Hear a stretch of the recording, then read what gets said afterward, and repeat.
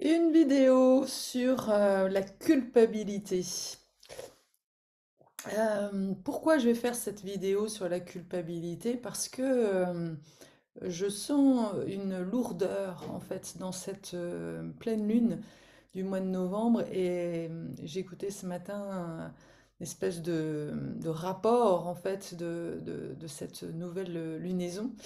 Et en effet, je ne sais plus comment elle s'appelle, celle que je suis, mais elle parlait vraiment d'une pleine lune en Gémeaux et avec qui nous mettait un peu dans le brouillard en fait et qui faisait remonter des choses pas toujours super fun en fait. Et hier, j'avais une jeune cliente euh, et qui mettait, enfin, dont le thème était vraiment la culpabilité. Elle se sent coupable parce que elle, elle a démarré une formation de médecine, elle l'a pas eue. Après, elle a fait une autre formation, elle l'a pas eue. Et du coup, elle se retrouve là, sans savoir ce qu'elle veut faire.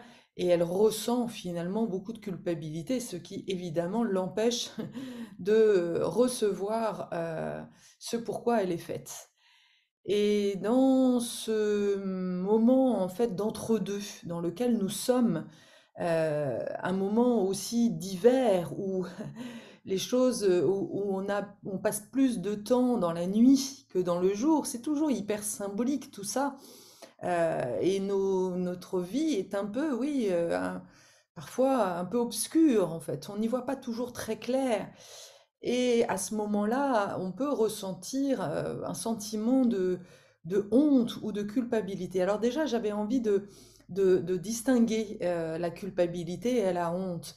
La culpabilité, c'est je me sens coupable d'avoir fait quelque chose. Il y a toujours un acte en lien en fait avec la culpabilité et finalement je me punis. Cette notion de je me punis parce que de ne pas être finalement ce que l'on attend de moi. C'est souvent ça en fait la culpabilité. Et puis le niveau de dessus pour moi, hein, en tous les cas, eh bien c'est la honte. Parce que la honte, elle n'est pas la honte d'avoir fait quelque chose, elle est la honte de qui je suis. Il y a vraiment une énorme faille identitaire ici dans la honte qui est bah, en lien justement avec souvent l'enfance en fait, hein. Je me sens indigne. Il y a vraiment une histoire, on se dégoûte soi-même finalement dans la honte. Donc il y a un gros problème d'estime de soi dans la honte.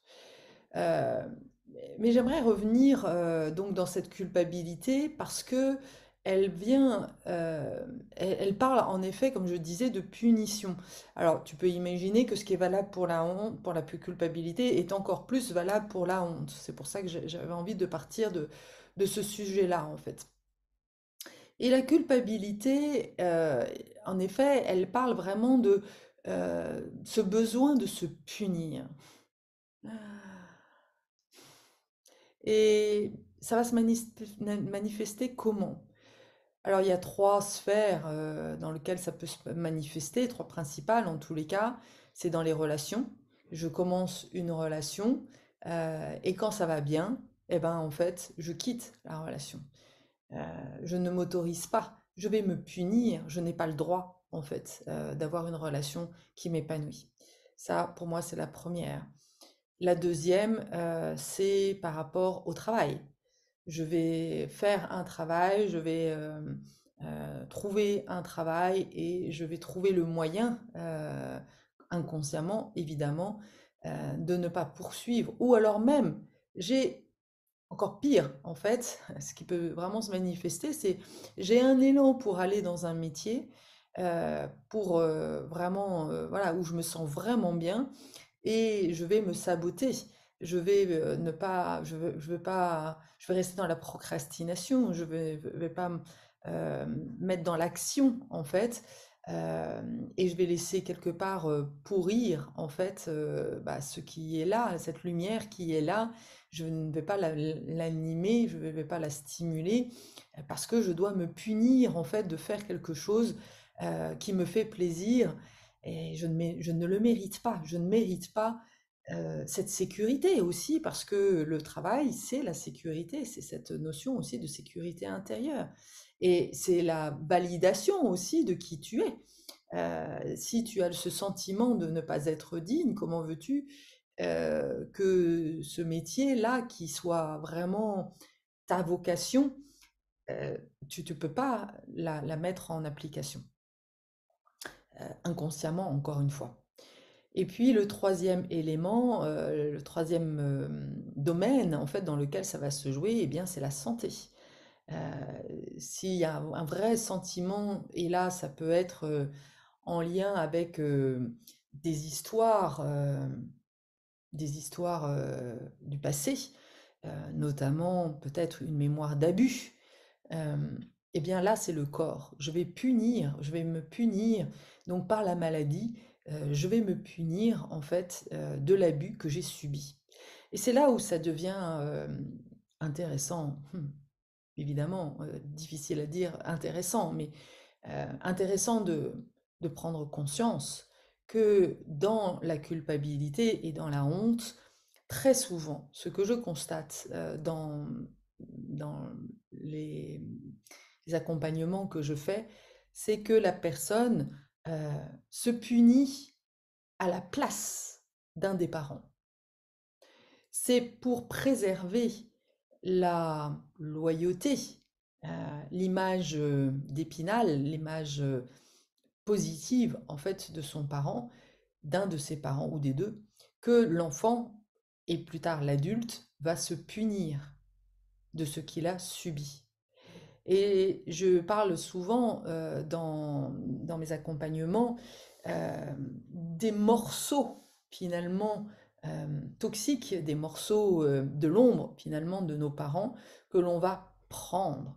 On va prendre la, la faute voilà, du parent et on va la porter. C'est ce fardeau en fait que l'on va porter.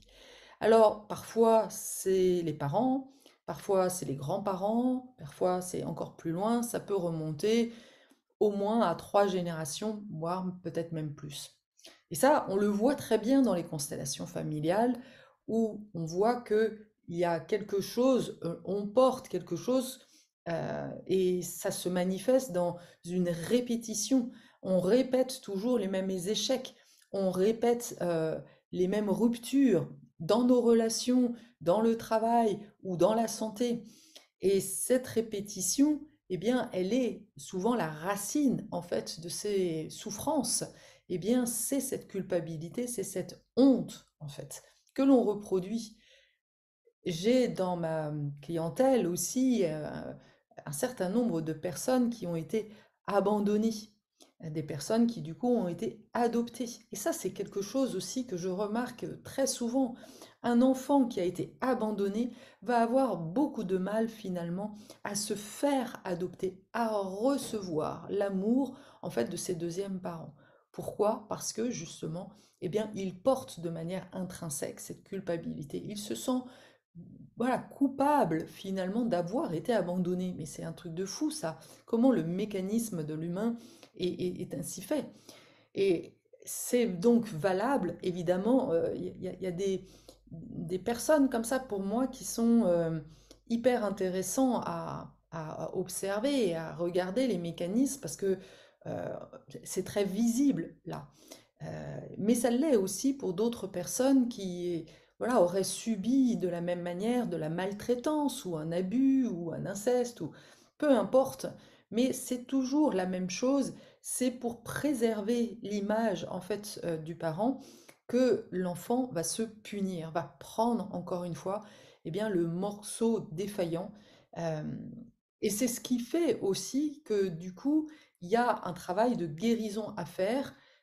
Je vais transmuter. Alors moi, j'aime pas comment on fait pour se libérer justement de ce fardeau, parce que c'est bien gentil de se dire, ok, tu as pris le fardeau de ton père, tu as pris la faute de ton père et de ta mère, mais comment je fais pour m'en débarrasser? Alors déjà, la première des choses, c'est de mettre en lumière. Euh, une fois que c'est mis en lumière, quand l'inconscient est mis en lumière, du coup, il n'a plus besoin de se répéter. Ça, c'est la première des choses. Mais il y a aussi, à un moment donné, une décision. Et ça peut se jouer par comment on peut faire. Il y a des rituels. On va couper les liens toxiques avec le père ou la mère. Et dans ce rituel, eh bien, chamanique, on va justement demander à couper les liens toxiques, euh, voilà, et on va les remplacer par des liens de lumière, des liens d'amour, en fait. Donc, tu n'as plus besoin de ça. Euh, on va demander à la terre aussi de prendre toute cette vieille blessure, tous ces fardeaux, en fait, et on va demander à la terre de composter. Et on va appeler justement l'énergie de l'amour pour venir réparer. C'est un des exemples en fait. Mais souvent, l'autre manière aussi dont on va pouvoir transformer ça, eh bien, ça va être de revisiter justement quand il y a des mémoires, et souvent avec le corps, on a accès à des mémoires beaucoup plus fortes.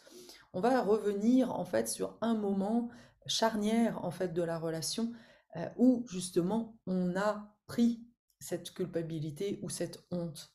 Et à ce moment-là, eh bien, on va transformer. Au lieu de se retrouver comme la victime, finalement, qui prend euh, et qui se voit comme étant mauvaise, eh bien, on va appeler un animal qui va te donner en fait une force, une capacité justement à renvoyer le coup, à renvoyer en fait l'énergie. Et en faisant ça, justement, eh bien, tu rends la pièce quelque part, tu rends l'énergie eh bien, à son envoyeur. Et ça, c'est vraiment hyper important aussi parce que dans la vie courante, quand tu as cette culpabilité et cette honte, eh bien, tu vas souvent répéter des situations d'abus où justement, eh bien, tu vas revivre en fait cette culpabilité. Tu vas vivre des choses lourdes en fait, afin de prendre conscience justement, de mettre en lumière ce mécanisme de l'inconscient qui se reflète finalement dans ta vie réelle. Alors, à ce moment-là, il est hyper important de, ne, de répondre différemment. Alors, là aussi, j'avais un échange hier avec une femme que j'ai rencontrée il y a déjà 4 ans et qui, justement, a vécu en fait de l'abus.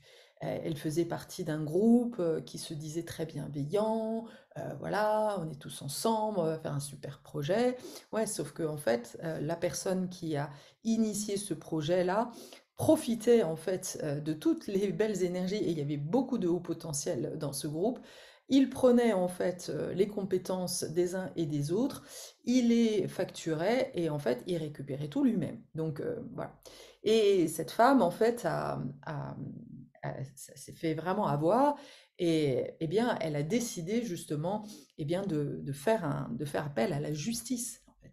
Et là, il y a un moment donné où en effet c'est nécessaire de se faire justice, de ne pas laisser passer ça.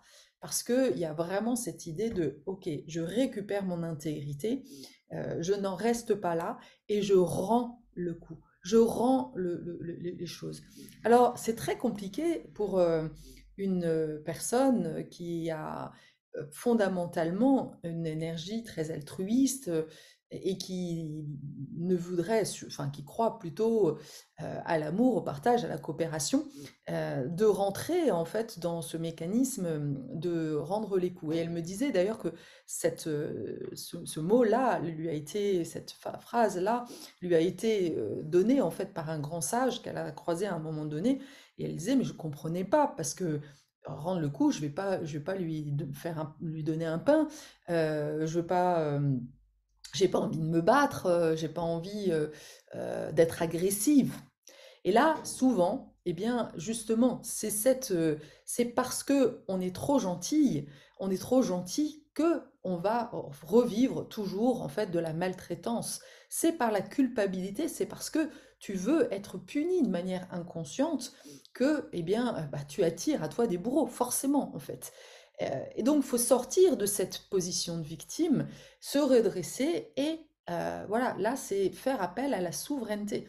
C'est pour ça que mes accompagnements ont vraiment comme point point central, en fait, la récupération de la souveraineté.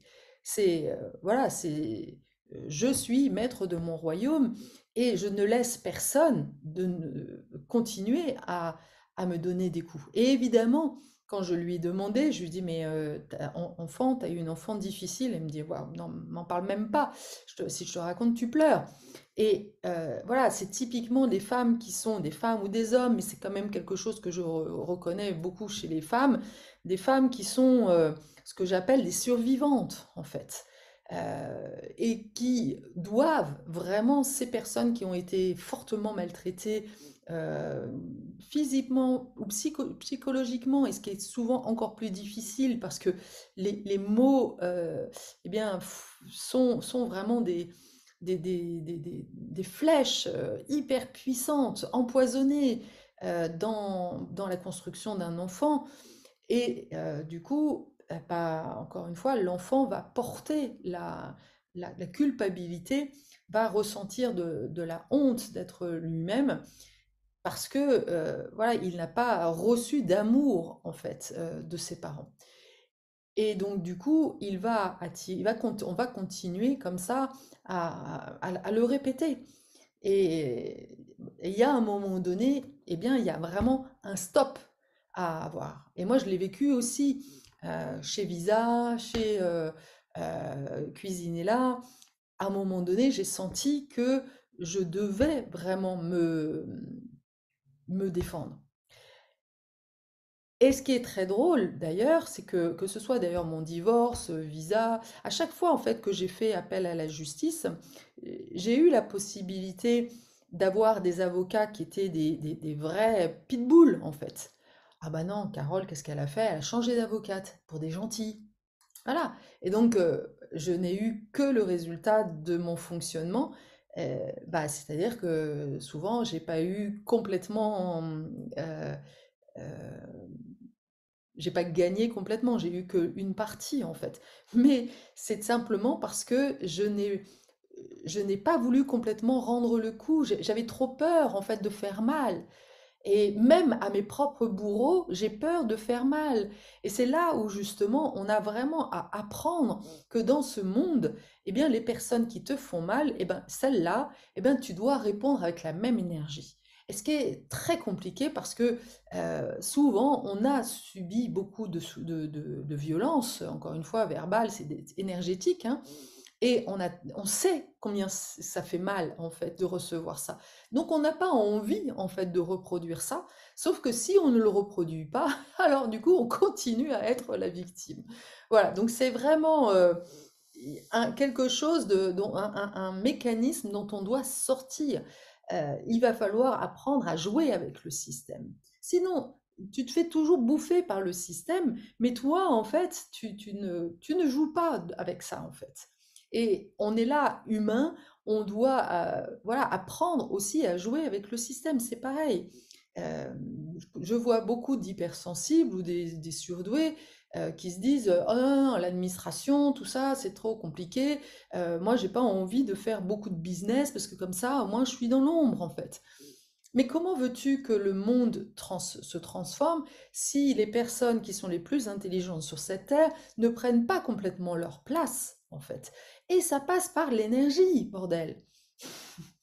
Euh, c'est vraiment énergétique. Les personnes, on le voit, les personnes, les beaux parleurs, comme ce mec-là qui a abusé mon ami, eh bien, lui a le grand charisme. Je me souviens, il allait dans tous les, euh, les, les dîners de l'ambassadeur. Voilà, c'est une façon de parler en fait des- des- des endroits. Voilà, il faisait partie de réseaux, de coachs certifiés, machin. Ah, lui, il savait très bien se mettre en avant. Et nous, bah, nous, on ne sait pas se mettre en avant. On n'est pas, voilà, il y a pas suffisamment, on n'est pas assez couillu, il y a pas suffisamment on n'est pas suffisamment incarné en fait. Et ce travail d'incarnation, eh bien, ça passe par là aussi. c'est voilà, assumer un côté yang et aussi, d'ailleurs, et on en a parlé d'ailleurs avec cette personne, utiliser notre colère intérieure. Parce que quand on a été abusé, quand on a été voilà, bafoué dans notre intégrité, en réalité, il y a une colère intérieure qui est très puissante, qui va forcément, que souvent, bah, tu te retournes contre toi. La culpabilité, c'est ça. C'est cette, on s'auto-détruit et donc là, à ce moment-là, tu as deux solutions. Soit tu continues à t'auto-détruire, donc à te punir de ce que tu as subi, soit tu détruis tout ce qui passe sur le passage, mais voilà, ça te transforme en bourreau, c'est pas trop ta tasse de thé en général. Et c'est tout ce travail-là qu'il va falloir, où on va transformer les colères en créativité, et en passant par l'amour. C'est le chemin en fait. Comment on fait pour transformer un feu destructeur en feu créatif? Eh bien, on va passer par un bain d'amour. Certes, tu vas commencer on fait un voyage à l'intérieur de ton histoire et on va faire en sorte que tu vas pouvoir te voir autrement. Tu vas voir enfin ton enfant intérieur. Tu vas apprendre à prendre soin de ton enfant intérieur et à développer cette autocompassion plutôt que voilà, on va transformer l'autopunition en autocompassion. Et ensuite, on va passer aussi par l'étape du pardon. Parce que le pardon, c'est ça qui va faire que on va couper, ok, on va tourner la page.